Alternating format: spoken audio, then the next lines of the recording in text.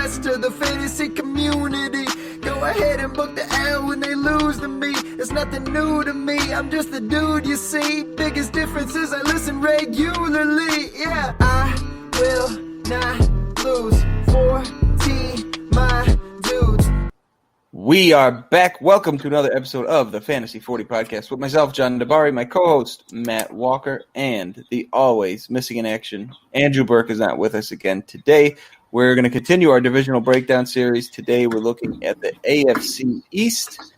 Walk, how you doing? You ready to get into these teams?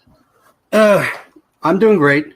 Am I ready to get into these teams? No. The AFC East is the most boring, unsexy division in all of football, and I think it will come out in the lack of excitement that you and I share during this conversation. And the irony of it, of being the one editing these most recent podcasts, is we went longer last week without Burke than we went the week before with a third banana in the conversation. It was just like an open banter between you and I. There was just nothing stopping us, and we went on far too long about a lot of things that didn't even have to do with the AFC South through the balance of that episode. So let's try and keep this one squarely on those rails today and see where it gets us. That's the goal for today. Is can we do 40? 10 minutes a team. Sure we can. Without a buzzer. I mean, yes. The answer is yes. Of course the answer is yes for the AFC East. We're professionals, and this is more boring than it's been in years. The fact of the matter is I cannot see myself arguing with you about anything you say about any of these teams. I'm just going on the record right away. This is fully open for interpretation. Breakout, bust, sleeper, projection. We're right on everything we say because it doesn't matter. It's irrelevant. Well, we will get right into it then and jump in. First team up is the Buffalo Bills. In the draft this year, they took Zach Moss, one of your guys, running back in the third out of Utah. Went Gabriel Davis in the fourth round, Jake Fromm in the fifth, Tyler Bass, kicker, if you're in one of those leagues, in the sixth, and Isaiah Hodges, who I actually might like more than Gabriel Davis, in the sixth. In free agency, they really did nothing. But this was a team that surprised a lot of people last year, and now here they are. They seem to be the favorite to win the division now. What did you think about their draft, and what do you think of their prospects going forward? I'm immediately intrigued by Tyler Bass, to be totally honest with you, if only because we might have a new sea bass in the league. Is he a large gentleman by any chance? No, he's little. I believe he's super tiny, but he's super accurate. Yeah, smallmouth bass, if that's indeed a thing. I'm not a fisherman, but get this out of the way. If you're in a dynasty league and need a kicker, he could be somebody that you have for a decade. Yeah, look at it. Zach Moss, I will probably talk about him more than any other player on this team during the course of this segment, so I will refrain at this point in time. A lot of people think Gabriel Davis could be a late-round flyer, given his size in a size-deficient wide receiver room, and not assuming that Cole Beasley and John Brown are along for this team, so might have some sleeper appeal long-term, but really not going to factor into this conversation. I think the Bills just keep trucking away. They build on defense and wanting to run the ball and control the clock, and so it didn't surprise me drafting another bruiser at running back. Yeah, I think he's going to slide into the vacated Gore role, which was meaningful for fantasy if you're a younger guy with a little more upside. But this passing game being tied to Josh Allen, who, although good for fantasy, is still not impressing me at an NFL level. So, Davis and Hodgins, what can you really expect with getting overthrown by 10 yards? So, some people like them. I'm not interested, so I'm fading them personally. They're not even becoming a good value. You're not getting them in like the late fifth or sixth, so I'm just not interested. But more importantly, let's talk about your breakout player for the Bills in 2020. Who do you have as your Bills breakout? Oh, yeah, and let's talk about it. Before we do, you mentioned Frank Gore, and let's never forget that Frank Gore got 179 touches as a 36-year-old running back in this offense last year. So that stat can never go away, can never be forgotten. They trusted him with with creeping on 200 touches as a 36-year-old. So wheels up for Zach Moss. But my breakout, and I think it's the only one that can break out, in this entire offense, personally, is Dawson Knox. I wrote he's going to have to do it on low target volume, but the kid is uber athletic. He didn't have a single metric below the 72nd percentile on player profiler. I liked him coming out. He was stuck behind the Greek gods of DK Metcalf and A.J. Brown in Ole Miss and wasn't able to really do anything in college. But he showed flashes last year, and there is absolutely nothing in that tight end room stopping him from being a snap hog unless Tyler Kroft is just a far superior blocker. So I'm expecting a second-year breakout from Dawson Knox. I like Knox, and I have a feeling I'll mention him later. My breakout Singletary, I mean, he had a pretty decent rookie year, but currently RB 32, I believe, and he's, is he going to be better than the last starter for, a fantasy league? Yes, absolutely. So to me, he's my breakout. Like we had mentioned, there's not a lot to do with this entire conference, but this team in particular. I just didn't see any other candidates except him, so I think he has a pretty decent year as a solid fantasy RB2. Yeah, can't really argue. I mean, he's right now, at least on Fantasy Football Calculator, he is running back 25 in PPR league, so the first RB3 off the board, and unfortunately, I think that's more of a ceiling play for him because, spoiler alert, Zach Moss today is better than Frank Gore last year. That's a fact. Yeah, we will dive further into that in a minute. Let's talk about these busts. If I said only one player could break out on this entire team, shows you what I think about this entire team. So I just went with the wide receivers. Do I have to name them all? Because I think they're all going to bust. Stephon Diggs, John Brown, Cole Beasley. I said not a dependable wide receiver two in the group. There'll be weeks where Stephon Diggs has 100 and a touchdown. There'll be weeks where John Brown has 100 and a touchdown. There'll be weeks where Cole Beasley catches 6 or 8 passes and helps you in a PPR league. But they're flex bye-week guys at best for me. And that sucks because I love Stephon Diggs and I love John Brown. But it's Josh Allen. They're not a high-pass volume offense. These guys are big play dependent. There's just not going to be enough footballs to go around for them to consistently produce. So I believe they all bust. And I don't think any of them are going early. So they might not bust on their draft value, but listen, swing at the dynasty. You had Stephon Diggs. His value took a major hit, at least this year going to Buffalo. If John Brown's going next year, maybe we have a little resurgence. But, and then Cole Beasley gets dinged a little bit because another viable receiver enters the fray. So Beasley can't be even a second read for Josh Allen at this point in time. So I'm out on the wide receivers this year. I specified Diggs for my bust. I've never been a huge fan outside of best ball. He is currently number 42 overall, wide receiver 19. So if he hated playing with Kirk Cousins, oh boy, is he going to not be happy this year. The guy that you had mentioned who I actually think is a sneaky value, John Brown, is wide receiver 60. But going way down the list, Cole Beasley's wide receiver 96. In PPR, he's going to catch, his 3 balls a week probably, and I think he's the only guy who's going to return value on their current ADP. Not that I love him, but in pick 231, you could do a lot worse than him. Moving on to sleepers, you had already mentioned him.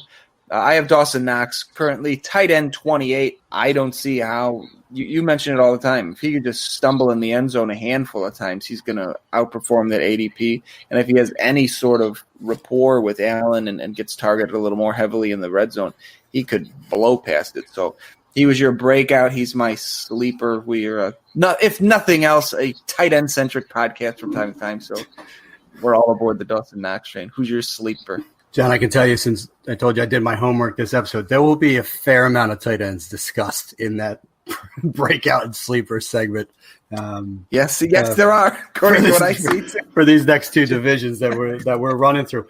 Quick question. When you are referencing ADP, are you referencing Dynasty ADP? Yes. Okay.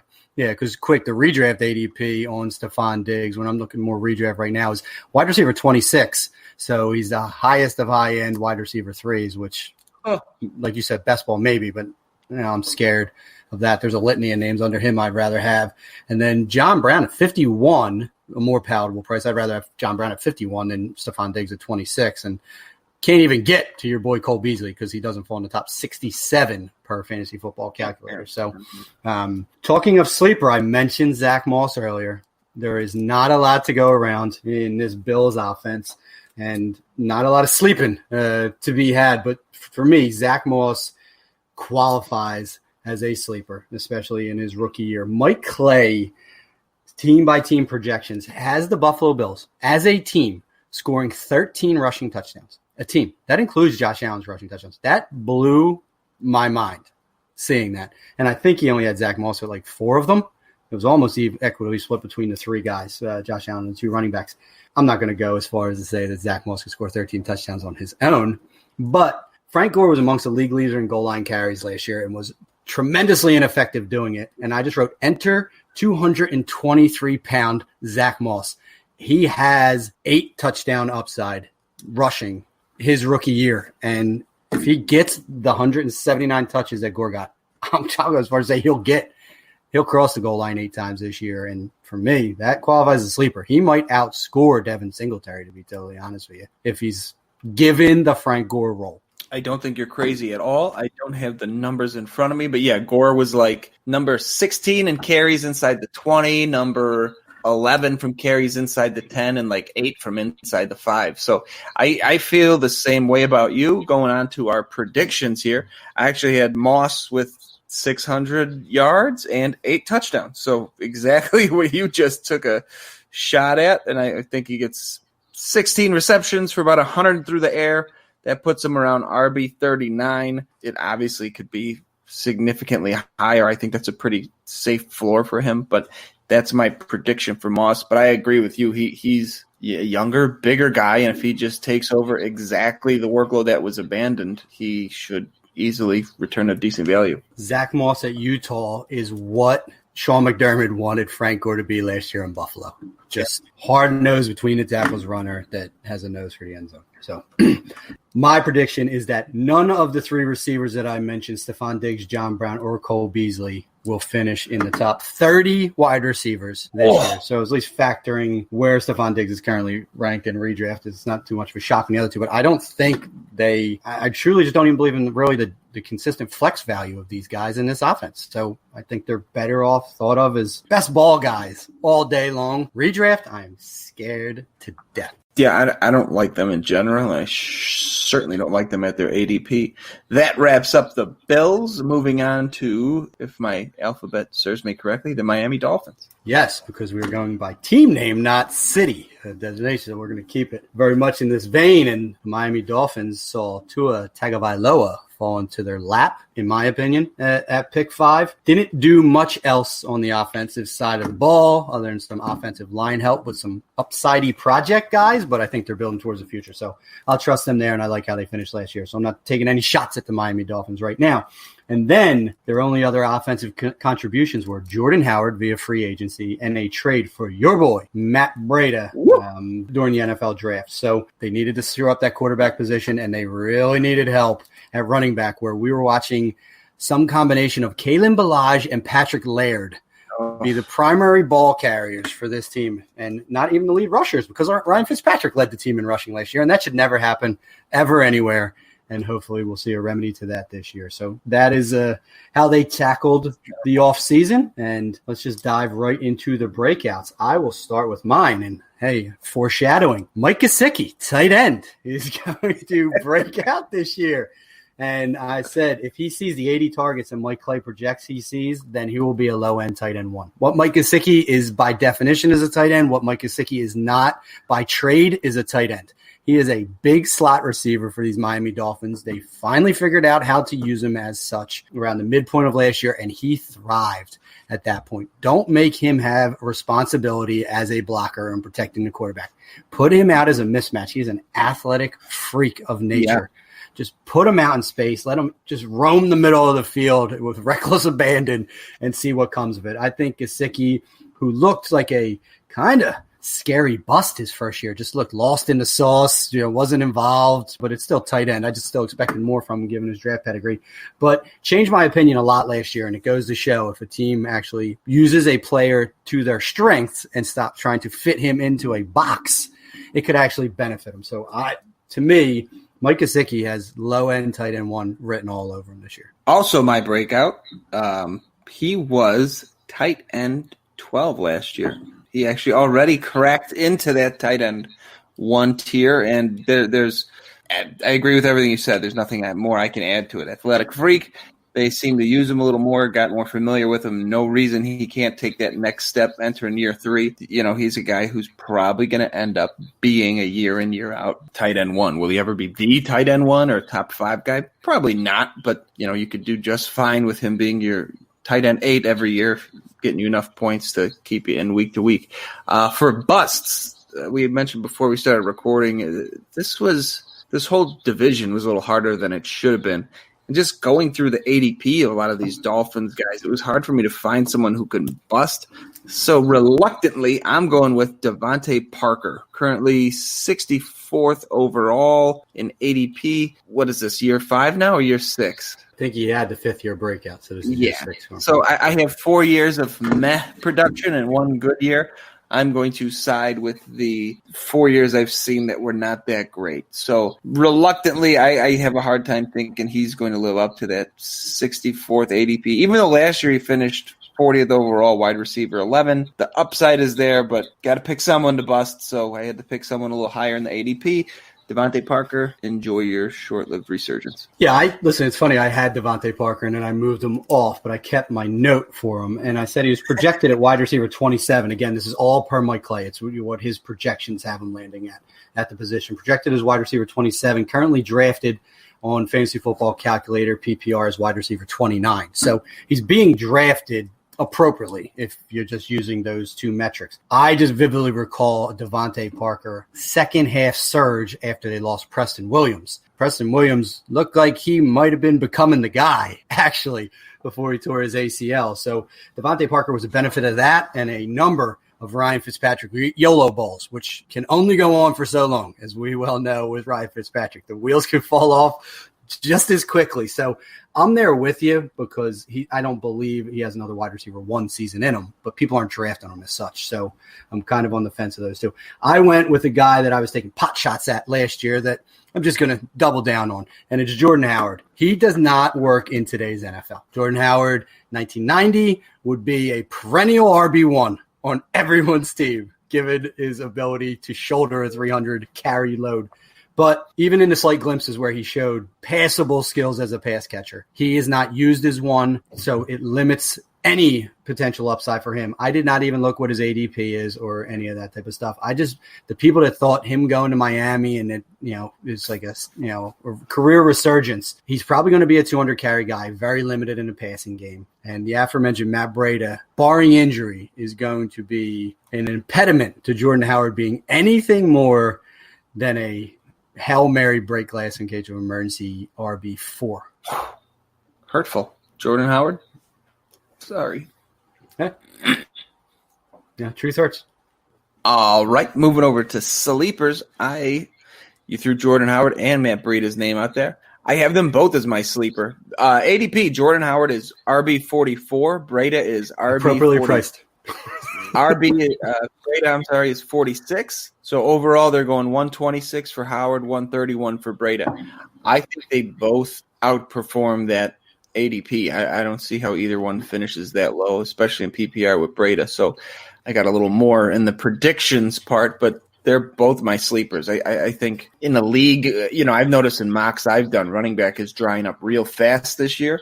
If you could get either one of them as like your RB3 a little bit later, drafting Howard as your RB4, he only has upside because that's where he's being taken. So I like him. I like them both at cost, and I love Breida at that price. Yeah, I'll agree with one of those 2 with you. My sleepers is I couldn't land on one either, were Matt Breida and then Preston Williams. And I don't know where he's at in his recovery, but he's currently going as wide receiver 52 per Fantasy Football Calculator, and well worth the risk in the late 11th round at 11-11 for a guy that could inevitably be the lead receiver in Miami. So worth the risk, and people are probably baking in the injury into that ADP because watching him play last year, he would not be the wide receiver 52 if he had not got hurt.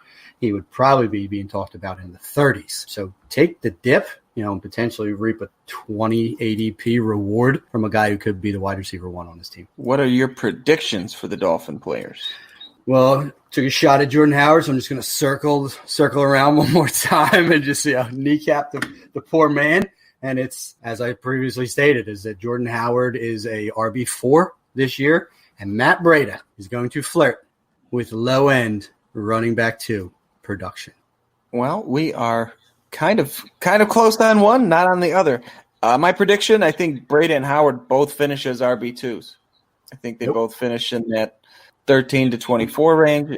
I think Howard's going to have a role. I think he's going to get some goal line carries, get some work there, get the work red zone, and then Brady between the 20s is the PPR guy. I like them both. I think they're, like I said, I have them both as my sleeper. I love them both at their current prices. So that is that. Moving on. Right? It is moving on, but I think the Dolphins are going to be more competitive. So I don't want to short stick them like that. Jordan Howard just has no value. They're going to want to run the ball and control the clock. I don't think they're going to want to get into shootouts. And they closed the season pretty impressively. It's just, I don't know. Just waning on Jordan Howard. I mean, he just needs 250 plus carries to return value, in my opinion, because I'm not going to trust the touchdowns. You said it on the last 2 episodes. They're not sticky. So he needs those touchdowns because he is not getting anything in the receiving game. And even at his career averages in like the mid-4s yards per carry, 200 catches, it's 800 yards, give or take, rushing. I mean, that's just I'm just, he's not scratching 1,000 yards because he ain't bringing 200 yards of receiving to the table. And if he's got 5 touchdowns, 805, sure shit ain't going to return RB2 value. No, you've convinced me otherwise. So now I'm out. Fuck him. Moving on. Alphabetically, I have New England next, but if you're saying team name, not city name, I guess we would be on to the Jets. So moving on to the Jets. In the draft, they took Denzel Mims in the 2nd, another Baylor guy who I assume will bust like everyone from Baylor does. Later in the draft, they took LaMichael Pirine in the 4th round and James Morgan, out of Florida International, I believe, quarterback in the 4th round also. That was about it on offense in the draft. They also got Brashad Perryman in free agency, who I also hate. It's not necessarily fantasy relevant for the player itself, but they also took Mekhi Becton in the 1st, and they took another offensive tackle later in the draft, too, to rebuild their dog shit offensive line. Any thoughts on that? No, you pretty much buttoned it up. You didn't speak disparagingly enough about Adam Gase in that recap, in my opinion. But can we just start a petition to rename Florida International Jonnu Smith University? We don't have to reference it as anything other than that going forward, because Jonnu Smith is the greatest human being ever to live, and he's going to be amazing. But let's just put another tight end into this conversation. No, nothing more. We already talked about the Titans, and I believe it was, can we just end this segment now after we talked about Jonnu Smith, because we both had him as a breakout. No, pretty much buttoned up the Jets accordingly. I want to believe in Mims, but he was getting so much draft hype. Like, people were like guaranteeing he was going to be a 1st-round NFL draft pick, like after the combine and stuff like that. It had Terry McLaurin all over again, and I know totally different players and stuff. But remember when Terry McLaurin was supposed to go to the Colts in the 1st round per Mel Kiper after his like all shit, and then that never happened? Like, same exact feel to me, where I was like, I don't see it with the player. And then it was clear the NFL didn't see it either, at least on first blush. So he lasts to the late 2nd round with the Jets. So good luck to the young man, but I'm not going to hold my breath on Denzel Mims or, like you said, any other Baylor wide receiver at this point in time. Michael Pirine, maybe a year from now. I'm interested to kind of see what they do with him, because they have Bell, and then they brought Gore in, because Gore will never go away. Just wants to stay in the division so he can play the Bills, I guess, for 2 games this year. But he's going to be the 2nd running back, and Michael Pirine will need an injury to have any relevancy his rookie year. And if a running back's relevant his rookie year, he's irrelevant to me for his entire career. So buttoning that up. 2 breakouts. I guarantee we do not have the same breakout on this team, because I am going with Sam Darnold. You are correct. Sam Darnold, year over year. Completion percentage, TD rate, yards per game, and QB rating all went up, while his interception rate went down. I wrote, he did all of this in spite of Adam Gase's best efforts. And I believe he will be a top 20 quarterback this year, so he has QB2 appeal in Superflex leagues. And the arrow's pointing up for me in the future, because I do not believe that Adam Gase will be long for the Jets organization. And then our boy Darnold, who will mature through this process. And I don't know his age, but I know he's younger than Joe Burrow. He came in as like a 19-year-old. I think he only turned 21 last year. So this kid still has 12-plus years in front of him in the NFL, and he's just learning on the job at this point in time. So we're not learning. Yeah, he's learning bad habits on the job. He's seeing ghosts. He's getting mono as an adult.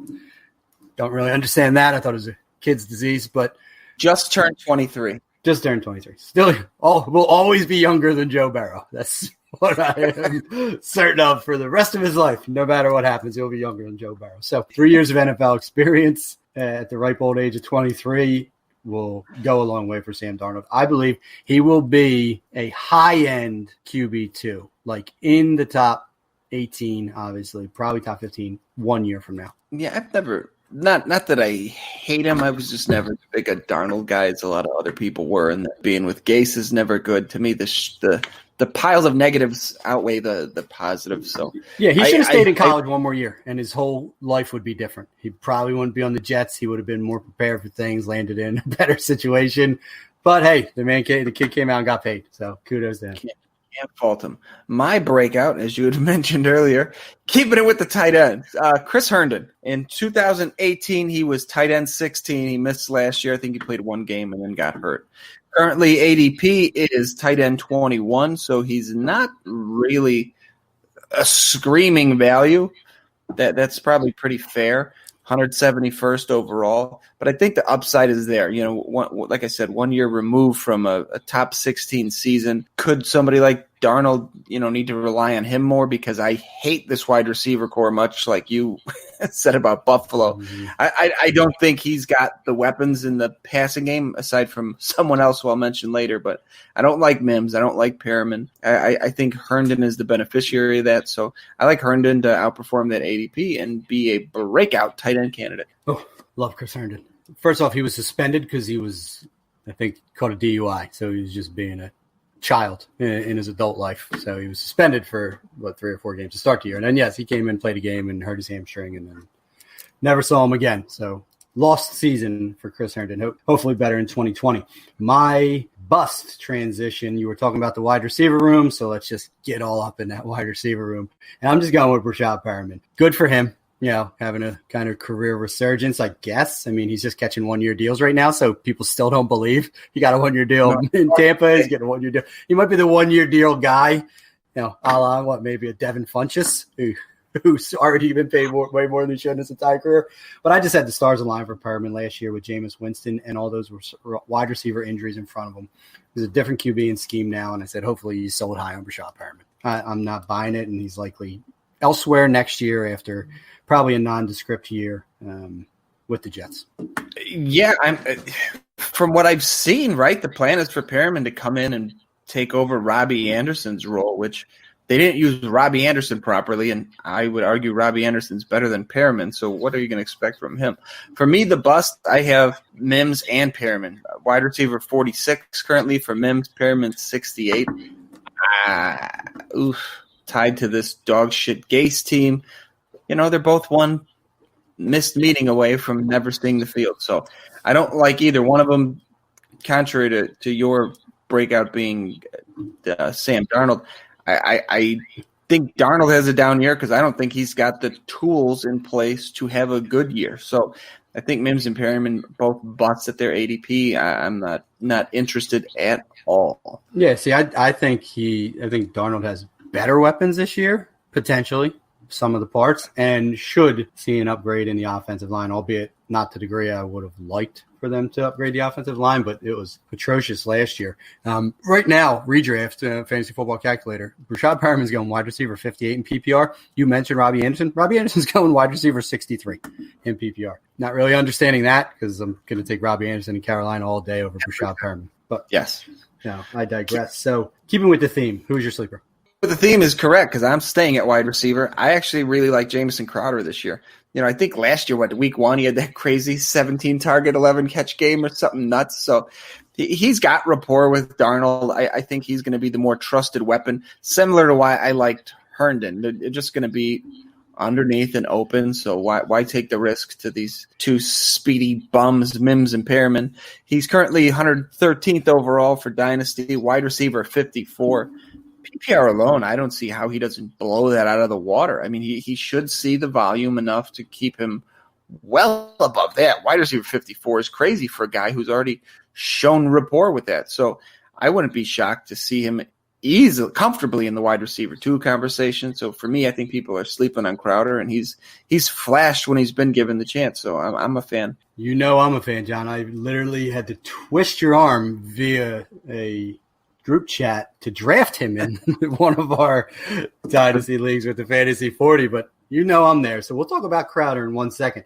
I'm going to go with the aforementioned Chris Herndon. I didn't speak about him yet because I still think he has sleeper appeal. What'd you say? He's tight end 21? Christ almighty. I mean, that's insulting, even to Chris Herndon. I said he's the second best option in the passing game when healthy, and I believe that's the aforementioned Jamison Crowder. Neither Mims or Brashad Perriman are going to be target hogs, and Le'Veon Bell will get his receptions out of the backfield. But as far as pure pass catchers are concerned, I believe it's Jamison Crowder A, Chris Herndon B in that passing offense. So to me, Chris Herndon, a healthy Chris Herndon, and I'm probably going to say this with every one of them, will challenge to be a low-end tight end 1 because it's just it's a touchdown game with tight ends. You get the high-end guys that get the volume. You get the lower guys that are going to live in that 60 to 90 target type range, and whichever one gets to 8 touchdowns first is welcome to the club. So can Chris Herndon do it? Absolutely. So moving on to the team predictions. I think this team is terrible. I think they're awful. You mentioned it earlier. I think Gase gets fired before the end of the year. I think as a result of him sucking and this whole team sucking, I think this whole team doesn't live up to ADP. Darnold, QB 27. I think he finishes under that. Bell, RB 21. I think he finishes under that.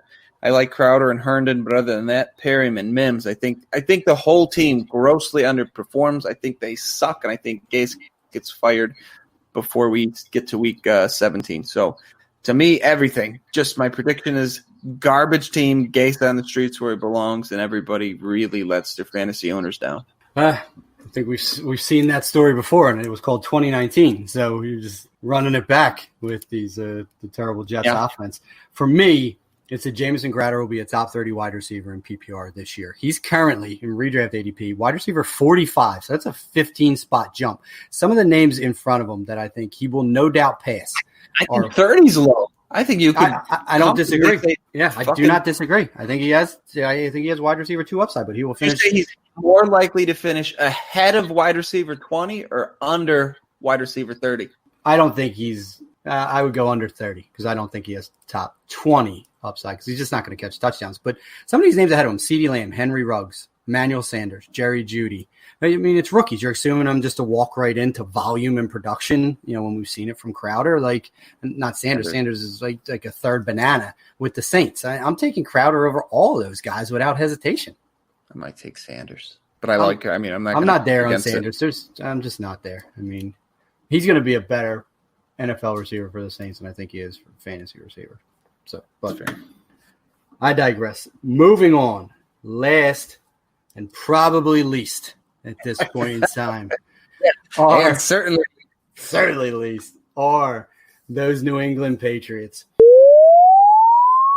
Of course, Bill Belichick and the Patriots had to go and sign Cam Newton for an incentive-laden deal after he reported the AFC East. Adjust accordingly. They went double tight end on us in this draft with Devin Asiasi and Dalton Keene. And their only free agent acquisition that I thought might be of significance, and I truly don't know that I believe this, is Damiere Byrd from the Arizona Cardinals, who had a decent year, all things being considered, in that Cliff Kingsbury offense. So it's not an insurmountable depth chart to be that speed element. They lost Philip Dorsett to the Seahawks. It's probably why they brought him in, is just to fill that Philip Dorsett field stretcher role. And hey, super deep dynasty leagues, you could do worse than spending $1 on Damiere Byrd. But the last time the Patriots went double tight end in a draft was Aaron Hernandez and Rob Gronkowski. Just going to leave that there. These guys, Devin Asiasi is really that move tight end. Dalton Keene's more of the inline blocking tight end. Very much going back to the well and narrative driven, but they're facts.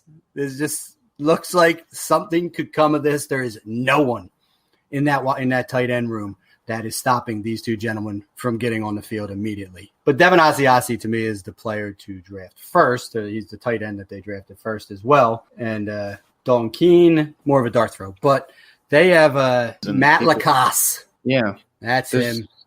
Exactly. Who? Yeah, that guy. Yeah, he's I was like, oh, man, he could do something. They paid him a decent amount of money. He was totally irrelevant. I mean, they literally patchwork tight end together last year, and then totally forgot about the position. But let's move off of this draft, because the Patriots, by and large, have confounding drafts year after year. Like, no one ever comes close to who they're supposed to pick. They always trade out and try and move around because they're the smartest people in the room, and then they end up with players like Devin Asiasi and Dalton Keene as the top guys that we're going to talk about in fantasy. So let's move on to Breakout. And my Breakout is N'Keal Harry. And I wrote, because why not? Nothing standing in his way. And a QB switch to Stidham gives N'Keal Harry a clean slate in year 2. I know that Brady has very specific requirements and expectations of receivers. And you say Brady? Yeah, so I'm saying the failed year 1. Was back to Brady. And then N'Keal Harry was dinged up, and he was a rookie. And supposedly the Patriot scheme is super complex. Like, he had everything working against him last year. Well, look at him. Blank slate. He's coming in as the top outside guy in year 2, full year in the system, learn the scheme, rigors of the NFL and whatnot, draft capital. Dude has everything, in his face. Pedigree. I mean, Christ, like, everyone loved N'Keal Harry coming out. And then we're like, oh my gosh, the Patriots? I mean, he just falls right into the wide receiver 1 there. And, full steam ahead. Well, that didn't happen in year 1. So I'm going to say he can qualify as a breakout in year 2. My breakout, and could possibly be a sleeper, depends where you want to categorize these guys. I have Damian Harris. Sony Michel already had another surgery. He's been banged up the whole time. Damian Harris is currently running back 56. Now, I'll get into this a little bit more later, but I think the Patriots, the NFL goes through these cycles, and with the success the Ravens had last year with a ton of rushing, granted a lot of that was Lamar Jackson taking upon himself to just run with the ball. But I think the Patriots kind of are ahead of the curve, and I think the NFL, for all the talk about everybody passing, it's a passing league, I think we're going to see a little bit of a turnaround. We're going to start coming back to a little heavier rushing game. They have Stidham at quarterback, take as much pressure off him as possible. I think the Patriots are going to run the ball a ton, and I think Harris, who was totally unused, isn't even the right word. I mean, he didn't even exist last year. So running back 56, I think they go a lot more ground-based attack. I think he can easily outperform that 56. And if Sony Michel can't stay healthy and is on the field, I think Harris is the big winner out of that backfield. So for me, I got Harris as a breakout this year. Yeah, and I have Harris. Elsewhere in this, Harris is getting a lot of burn on Twitter. Once this Sony Michel recovering from foot surgery post went out there, and it says, quote, this procedure is reportedly being viewed as more maintenance-based to relieve discomfort from Michel, who initially went under the knife in May. So he had 2 surgeries in the last month is how I read that. And this isn't even referencing the knee issues that have kind of plagued Sony Michel since he's come into the NFL. So I don't like hearing foot issues with running backs. I was already fading Michel begrudgingly because I love Sony Michel, and I was clearly too high on him coming out, and the Patriots ruined yet another player, in my humble opinion, because they tried to use him as a between tackles grinder instead of a space player that catches passes, when that's what he did literally his entire career at Georgia. But I digress. I'll take the L on Sony Michel coming out, and I'm with you. I have Sony Michel as my bust, so won't have to go into too much detail. So just as surgery is tied to positive game script environments, I don't see that for New England in 2020. You seem to disagree. I do know that they'll want to run the ball more. I don't know that they will be able to run the ball more because they took a lot of shots on defense as well. They lost their entire linebacker core. Their safeties are getting older. They still have Stephon Gilmore locking down the side.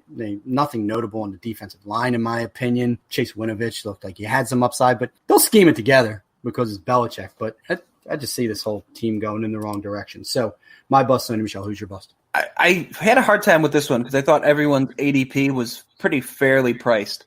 So I just went wide receiver. Like I said, I think they're going to be run heavy. I don't know that I trust Stidham, and that leaves all the wide receivers to kind of take a step back. So Edelman's wide receiver 61. He might outperform that, but I wasn't that convinced. N'Keal Harry's wide receiver 87. So they're both fairly priced and can't outperform it. But for me, I'm not willing to take the risk, so I'm not interested. I mean, Edelman's probably the easier one because he's currently got a higher ADP, and so much of his value was based on his rapport with Brady. With off season, they were out going to the Kentucky Derby, banging models together. So there's I don't know he's got that rapport with Stidham, even though he'll probably be a trusted target. I don't think he's going to be looking for him as much as Brady did. So reluctantly Edelman, but it could be anyone in this passing game. All right. Well, I believe slightly differently about Edelman, but we will save that. So let's move on to sleepers. And you referenced Damian Harris already. I have him as a sleeper. I'm not to the breakout potential where you're at, where I don't want to say guaranteeing it because I don't put words in your mouth, but assuming it. I think this backfield is going to be super muddled because even without Michelle, Rex Burkhead and James White are still there. It could literally be those two most weeks. Why did Damian Harris not play football for the New England Patriots in 2019? I mean, he was active, I believe, for like 2 games and had like less than 5 carries. I'm pretty confident in both of those numbers, so fact check me if you want. But lost a year. Like I said, I just don't like when running backs should lose a year. So the opportunity is there for him, but I think he's truly sleeper and I'm not ready to go breakout for him because Michelle will be there this year and he recovers from these injuries. Just we don't know for how long or for how effective. So as in years past, I am fully on board with the avoid New England Patriots running back or take the last one theory. Yeah, I can't fault you. For my sleeper, despite the fact that I just trashed their receiving core, Mohamed Sanu is just free card. Wide receiver 95, 229 overall. He averaged almost 6 targets a game when he played for them last year. I think he is the overlooked guy here completely. Veteran wide receiver seems on the surface to be kind of a Belichick Patriots type of a guy. I could just see him, being sleeper, meaning someone who's going to blow their ADP out of the water. It's not even if he finishes wide receiver 60, he's outperformed his draft spot by 30. So for me, he's my sleeper. I just think he's totally forgotten about. We've seen a little decrease in Edelman and Harry's pricing, and I think Sanu could be the guy who becomes kind of a trusted veteran guy in the outside for that team for a rookie first year starting NFL quarterback. So I like Sanu, especially, you had mentioned it earlier. You're what is it, 13th round or something? Do you want to throw a dart on that guy? No, more than that. Shit, 20-something? Adam for nothing in free agency. I'm with you. I mean, I'm a most new fan. The guy's 20th round, a decent wide receiver. It's just even if he returns that value, you're just never starting him. So I know you like scouring the depths of some of these things to find these sleepers, but most of them on his best day is a wide receiver 4, and it's probably going to happen once this year. So hopefully you start him that week. Going on to my prediction, you mentioned Julian Edelman, and I agree. Everything has changed for Julian Edelman, and the rapport cannot be understated that he developed with Tom Brady. I mean, they were like a single mind. You could just tell. Like they knew they were seeing the same things. They're best friends. They talk. They probably practice and train together. They probably break down film together. I mean, who knows what they don't do together? You referenced some other proclivities.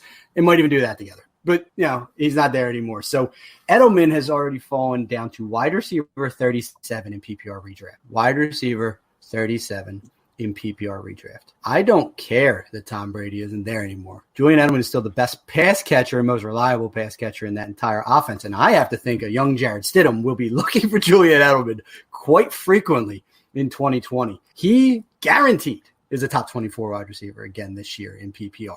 Easy. I'm comfortable with top 20 receiver in PPR because that's what he does when he plays. He's wide receiver 37. Steal that value right now in the mid 8th round, 808. He's probably your flex or your first bench wide receiver. You will start Julian Edelman most weeks in PPR.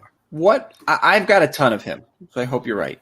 What would you be looking to get in return trading him away at this point? It's difficult because the one place you don't have him, we talk about seek and destroy. League that we compete against each other, and I have them. I inherited them, and my receivers are pretty good. Michael Thomas, DeAndre Hopkins in that league. I acquired AJ Green, and I have Julian Edelman. So I like them. They're great. They're all either at the AJ Apex or on the back 9. I would love to sell Julian Edelman if I could, but I would need probably at least a second-round rookie pick for him.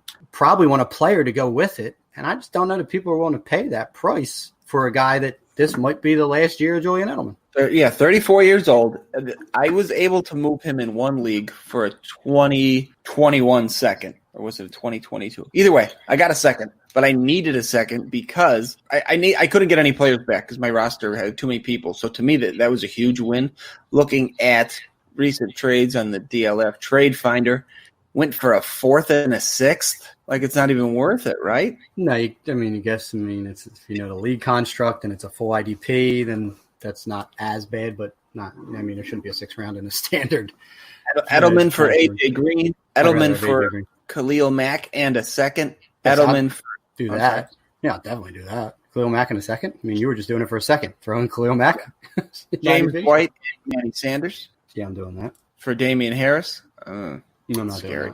LaMichael P. Ryan and KJ Hill. That's a dart throw. James Conner and Edelman for Duke Johnson and Devontae Parker. Probably want the Conner Edelman side. But yeah, this is kind of where this conversation was going. Where I have him, I've kind of just decided now. I put him on the trade block. Nobody's interested. I've kind of just decided he's going to die on my roster because I'm not trading him for a 4th or a 6th. So that's where I'm at. Some players are just meant to retire on your team. I mean, we don't all have the magic 8 ball that tells you sell this dude today. This is peak value. We have a lot of data that can lead us in that direction, but sometimes you miss the window and you stop trying. I'm not trying to trade Edelman anymore. If someone comes to me, I'm more than willing. Yeah. I'm not shopping them. I'm not sending offers out there because. Well, now you got to wait until halfway through the season and try to move them to a contending team that needs help at wide receiver. Yeah, definitely possible. So, Julian Edelman, Dynasty anchor. Yeah, is that right now? Part of the so my prediction. I kind of alluded to this earlier. Last year, the Patriots averaged 106 rushing yards a game, which was good for 18th in the NFL. However, they ran the ball 447 times, which was 9th. So their yards per carry was a paltry 25th in the NFL. So not very good. I think they're going to look to improve on those numbers, volume and in terms of productivity. I think they're a top 10 team in rushing yardage this year. I don't see how they can possibly get away with it based on what this team looks like. So I like Sony Michel. I like James White. I like Bolden. I like Burkhead. I mentioned I like Harris. Even J.J. Taylor, if you want to dig down the bottom of a depth chart in case there's an injury ahead of him, he could make the team if he's not stuck on the practice squad, especially if Michelle can't recover from this foot. So I'm trying to get as many pieces of this backfield as I can. We usually say stay away from them. If it shakes out a little clear, obviously Bolden's a special teams guy. You can't trust him. But I like Sony Michel. I like James White. I like Rex Burkhead. And I like Harris as my breakout. I think they're all going to get some work. Unfortunately, that kind of vultures the volume from one another. But we're one injury away from somebody kind of becoming the de facto lead back. So yeah, I will keep an eye on Sony's injury and see what else happens there. But I just can't see a world where this is not one of the more run-heavy teams in the NFL this year. Yeah, and you dropped a good name as we button up this segment and get out of here. And I think he has zero value this year. But J.J. Taylor could be James White's replacement. And James White is a UFA in 2021. And he'll be looking to cash because he's going to be a 29-year-old running back at that time who's had proven production. Doesn't sound like the type of guy the Patriots want to pay any type of significant money to. They gave him a 3-12 3 years ago, and he's probably going to be looking for obviously more than that in his next deal. And I just don't see him ponying up. So J.J. Taylor might be a practice squad guy in 2020, but he could be a super free late dynasty ad. Just sit on your taxi squad for a year and see what he can do in 2021. That is good information. Well, that wraps up our AFC East breakdown. We had mentioned as we opened, not very exciting, and now that we're done with it, it was not very exciting. That is correct. But I think there's some good info there, like you said. Just bringing up J.J. Taylor, Chris Herndon, Mike Gesicki, everyone knows about Breda, Dawson Knox. There's a few guys here that I like on the sleepery side of things, so hopefully it's helpful to somebody out there because I've definitely got several of those guys stashed on rosters already. Go get you some AFC East tight ends, folks. That's about the moral of the story here for this divisional breakdown. Now, I can't tell you, next we're going out west to the AFC West, and that one will have much more energy because I'm excited to talk about the AFC West. Well, that should wrap it up for myself, John DeBari, for Matt Walker, and the missing in action, Andrew Burke. That is our AFC East breakdown. We are the Fantasy 40, and we are out. Oh! Can always trust you, John. Way to button up that totally uncomfortable conversation about Patriots fans. More murders. Yeah, don't want to talk about Gronk, right? You know, the lovable party goer who plays dumb all the time, but has been playing the NFL like a fiddle, it seems like, for his entire career. We've got a secret bisexual murdering tight end one. It's pretty rare. So crazy. I actually watched that thing recently. I don't know when it came out. I saw like one episode. I think I forgot all about it. So strange. I mean, just there's just layers. I mean, this is a fucking tight end onion. I mean, it's just kept getting stinkier and stinkier as you peel this thing back. You're like, man, I'm crying, but I got to get to the middle of this onion. Viola. There it is. Yeah. Well, listen, you never cease to amaze me, John, of what you are and are not capable of doing. Yeah, equally on both sides of the coin, to be totally honest with you. If it's Google search it, I can make inappropriate photos with looks like a guy from. That's his role. It's his role in every porno. He's the plumber. No, Rod, we're just gonna go back to range. Yeah. Range. You're just gonna stay in your wheelhouse here, buddy. Butt crack out and all. Just get under that sink.